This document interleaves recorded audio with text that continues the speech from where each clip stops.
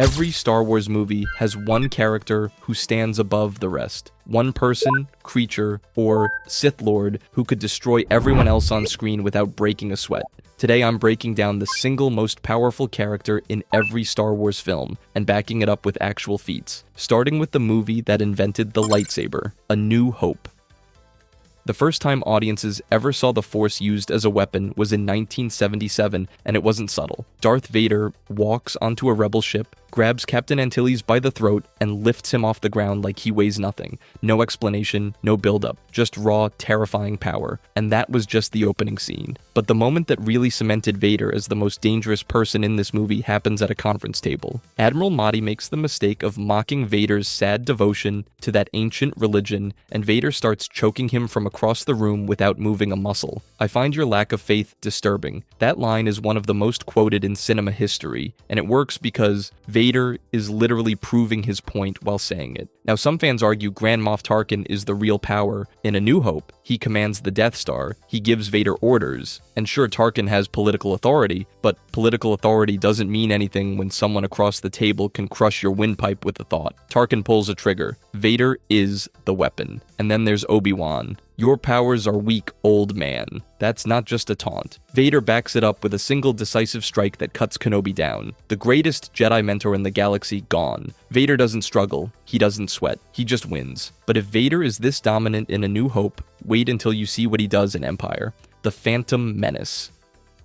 Darth Maul has maybe 15 lines in this entire movie, 15, and he's still the most terrifying thing in it. That's not an accident, that's pure efficient lethality doing all the talking. When The Phantom Menace dropped in 1999, nobody was ready for what Maul brought to the table. Two Jedi walk into the reactor core on Naboo expecting a standard fight. Then Maul ignites the other end of his lightsaber, and the entire theater lost its mind. A double-bladed saber. Nobody had ever seen that before. And he didn't just carry it for show, he used it to simultaneously hold off two trained Jedi at once, Qui-Gon Jinn and Obi-Wan Kenobi, and he made it look easy. Here's where it gets dark. Maul separates the two Jedi using the reactor's energy gates, isolates Qui-Gon, and kills him. One decisive strike, a Jedi Master, dead on the floor, no monologue, no hesitation, just execution. That's a massive power statement for a character who barely has a backstory in this film. He shows up, says almost nothing, and delivers the only lethal blow against a named Jedi Master in the entire movie. Now, could you argue Palpatine is the real power here? Sure, he's pulling every political string behind the scenes, but Sidious never steps onto a battlefield in this film. Maul does. Maul is the weapon, and the weapon works, but he's not invincible. Obi-Wan, fueled by rage and grief, bisects Maul and sends him tumbling down a reactor shaft, so Maul loses, but losing doesn't erase what he did. Nobody else in The Phantom Menace kills a Jedi Master on screen. Nobody else fights two Jedi simultaneously and wins half that battle. The silence, the double blade, the kill. That's enough. But if you think one Sith apprentice was dangerous, wait until you see what happens when an entire clone army enters the equation. Attack of the Clones.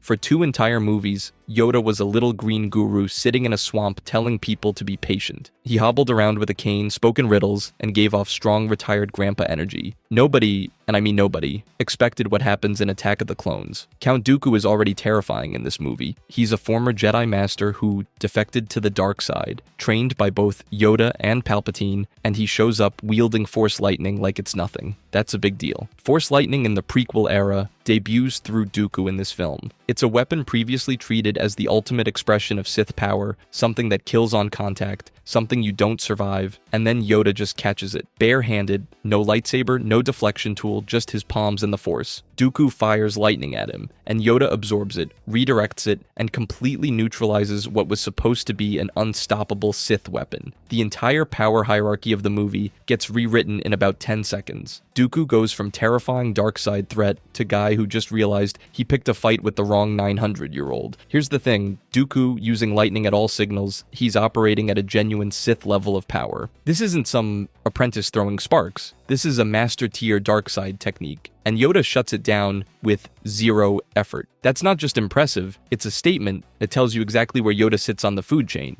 But if you think Yoda flexing on Dooku is the peak of prequel power, wait until you see what Palpatine pulls off in Revenge of the Sith. The Empire Strikes Back.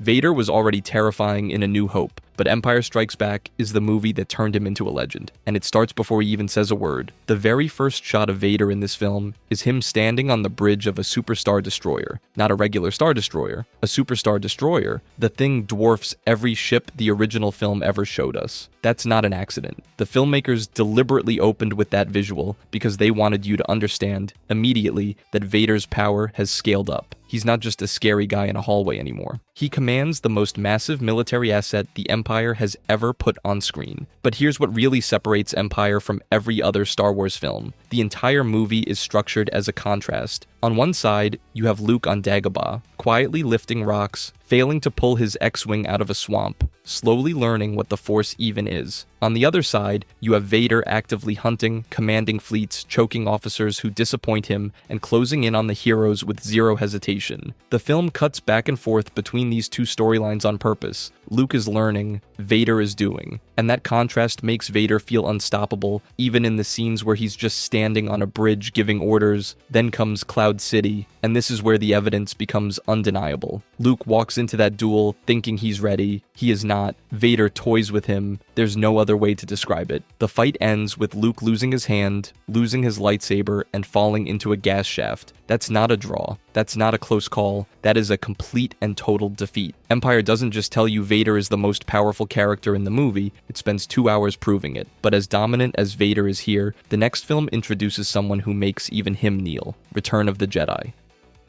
For 2 whole movies, the Emperor is basically a hologram in a chair. He gives orders. He looms in the background, you know he's important, but you never actually see him do anything. Then Return of the Jedi happens, and Palpatine finally stands up, and he nearly kills the hero of the entire saga with his bare hands. The throne room sequence is Palpatine's one true showcase across the original trilogy, and it completely recontextualizes everything you thought you knew about him.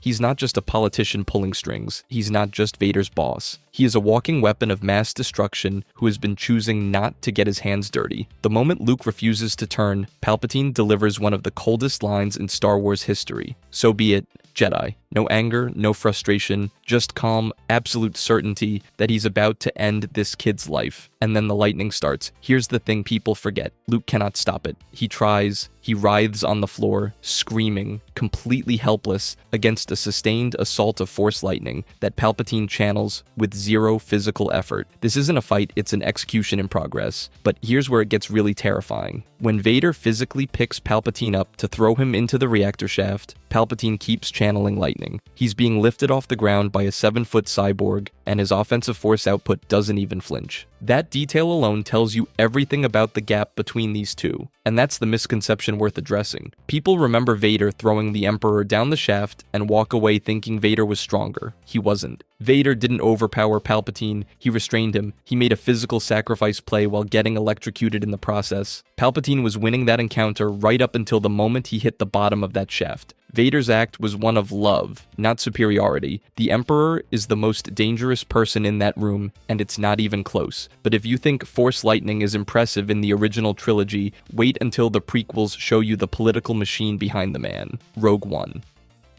Rogue One is a weird one for this list, and I think that's exactly what makes it worth talking about. Every other Star Wars film has a clear answer. There's always one character who stands above everyone else through raw force ability, combat dominance, or sheer destructive power. Rogue One doesn't have that, and that's not a flaw. That's the entire point of the movie. This is the one Star Wars film where nobody has the Force. Nobody is swinging a lightsaber through the main story. There's no chosen one, no prophecy, no bloodline nonsense. It's a group of ordinary people, rebels with blasters and bad odds, who decide the mission matters more than survival. Jyn Erso, Cassian Andor, Chirrut Imwe, Baze Malbus, Bodhi Rook, K2SO. None of them are individually the most powerful anything, but together, they pull off the single most important intelligence operation in the entire original trilogy timeline.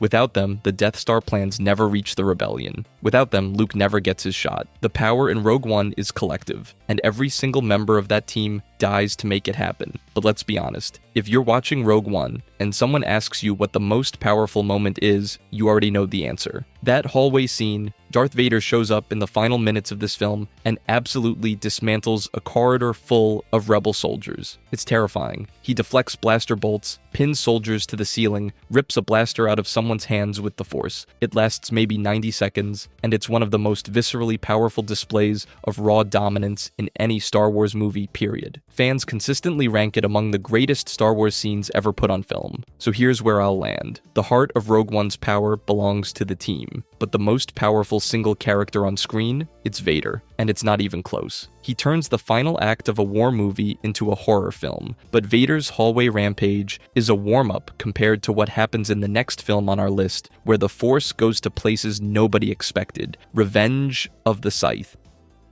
Palpatine doesn't just win in Revenge of the Sith, he wins everything. Every single thing he's been building toward across 3 films pays off in this movie, and he does it with a combination of personal force power and political manipulation that nobody else in the entire saga can match. Let's start with the moment everyone argues about, the duel with Mace Windu. Palpatine unleashes Force lightning against one of the greatest swordsmen the Jedi Order has ever produced, and Windu deflects it back into his face. It literally melts him. His skin warps, his eyes go yellow, and he's left disfigured on the floor of his own office. And people love to say Mace Windu beat Palpatine. But here's the thing. Palpatine walked out of that room as Emperor of the Galaxy. Windu walked out of a window. The second Anakin steps in, Palpatine pivots from screaming victim to calm manipulator in a heartbeat. He loses the physical exchange and still wins the entire scene. That's not weakness. That's control on a level most characters in this franchise can't even comprehend. But the lightning duel isn't what makes him the pick here. Order 66 is one sentence, one calm, quiet command spoken into a hologram. Execute Order 66. And across the entire galaxy, simultaneously, thousands of clone troopers turn on their Jedi generals and gun them down. Temples fall, children die. Thousands of years of Jedi history erased in minutes. Not by an army, not by a super weapon, by a single sentence from one man who planned it all decades in advance. That is the most consequential single act of power in the entire Star Wars saga.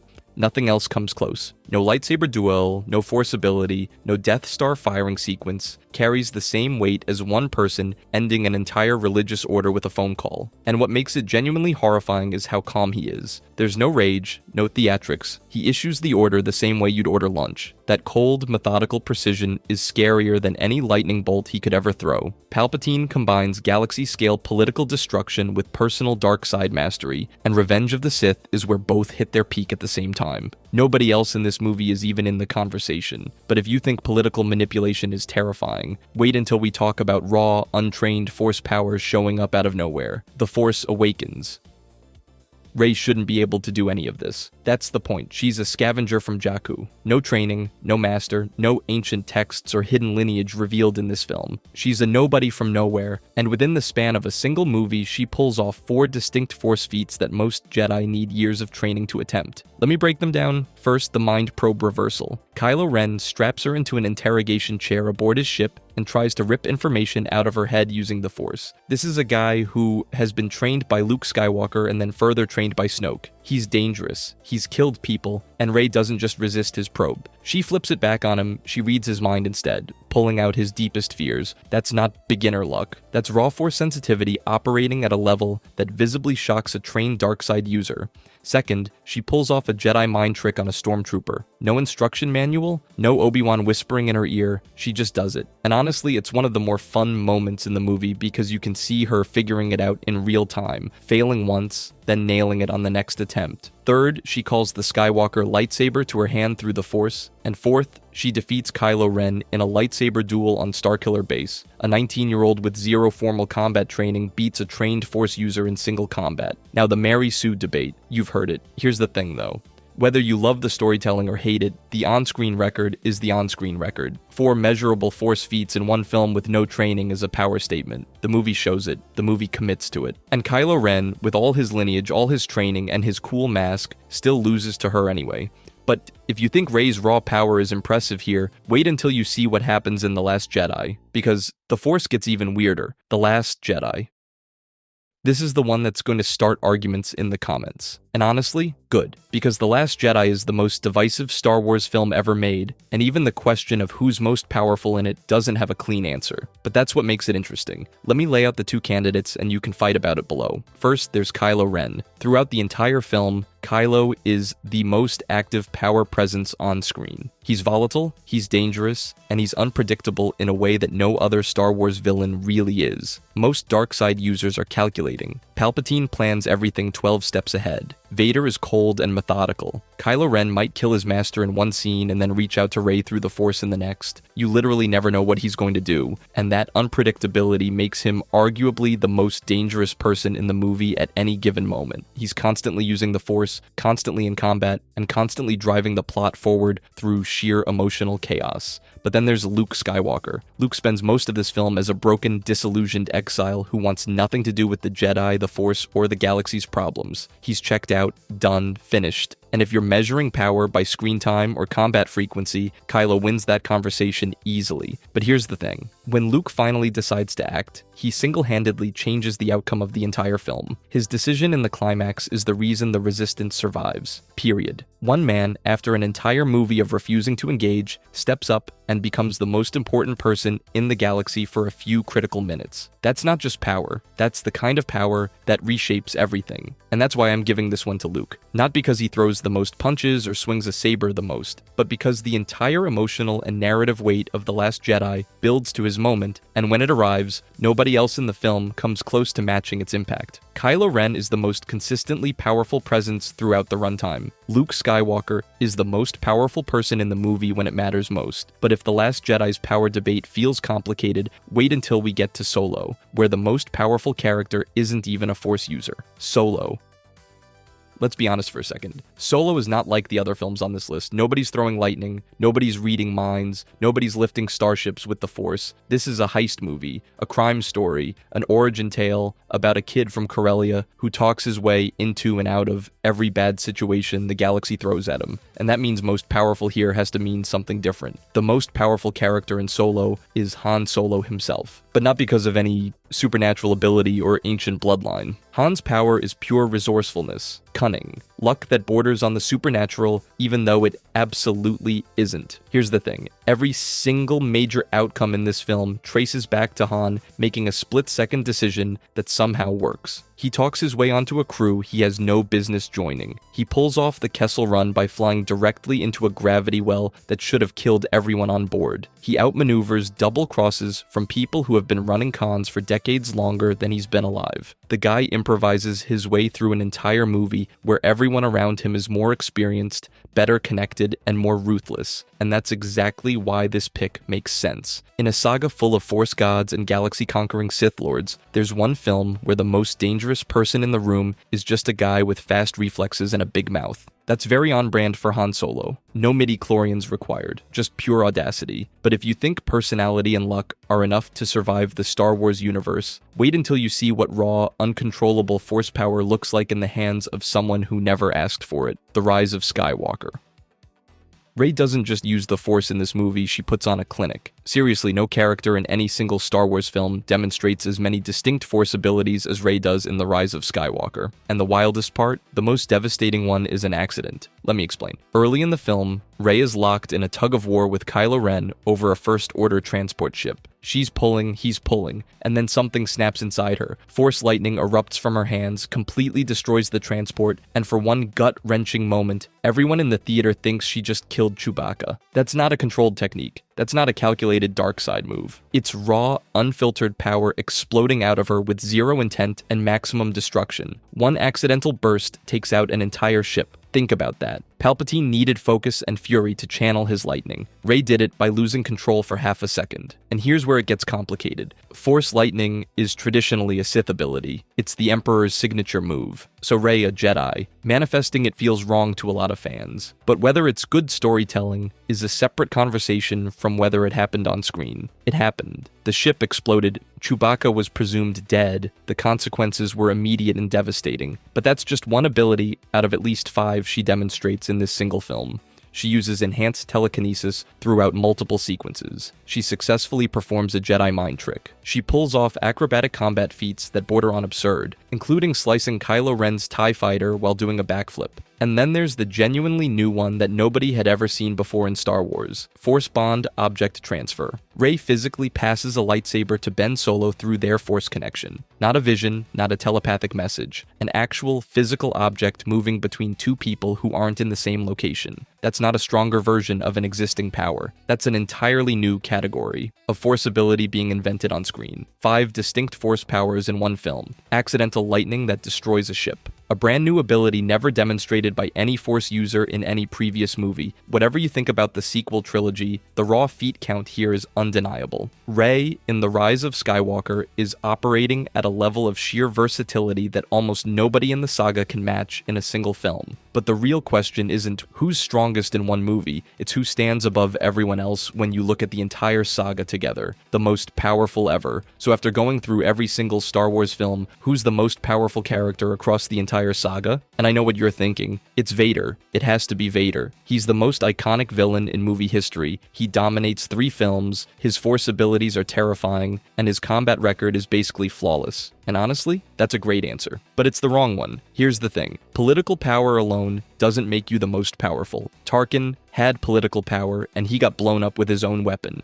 Combat power alone doesn't do it either. Darth Maul was one of the deadliest fighters in the saga, and he got cut in half in his first movie. Raw Force ability alone isn't enough. Rey has some of the most insane Force feats we've ever seen on screen. Conjuring lightning, enhanced telekinesis, Force bond manipulation, but she has zero political influence across any of her films. There's only one character in all 11 movies who maxes out every single category simultaneously: Force ability, combat skill, and political influence. Emperor Palpatine. Let me lay it out. This is the man who manipulated an entire galactic democracy into handing him absolute power. He orchestrated Order 66, a single command that wiped out nearly every Jedi in the galaxy in minutes. He dissolved the Senate. He built not 1 but 2 Death Stars. He personally dueled Mace Windu using Force Lightning in Episode 3. He tortured Luke Skywalker with sustained lightning in Episode 6. And even while Vader physically held him over that reactor shaft, he was still channeling enough dark side energy to fry both of them. That's a 10 out of 10 on Force ability, a 10 out of 10 on plot impact, and a 10 out of 10 on political influence. Nobody else in the entire saga touches that combination across all 3 dimensions. Now back to Vader, because he deserves a real answer, not a dismissal. Vader is the most consistently dangerous on-screen presence across 3 films. His Force chokes, his dueling record, his sheer physical intimidation, all legendary. But every single thing Vader does is in service of Palpatine's plan. Vader is the weapon. Palpatine is the hand that wields it. Vader's political power is entirely derivative. He commands because the Emperor lets him command. And yes, Palpatine lost. Twice. He got thrown down a reactor shaft, and he got obliterated by his own reflected lightning. But before those defeats, he reshaped the galaxy from a republic into a dictatorship, killed or corrupted most of the Jedi Order, turned the Chosen One into his personal enforcer for over 2 decades, and then came back and nearly destroyed the next generation of heroes too. That's the most powerful character in Star Wars, not because he won in the end, but because it took the combined effort of every hero across 3 trilogies just to stop him. If you enjoyed this video and want to see more, click the video on the screen now.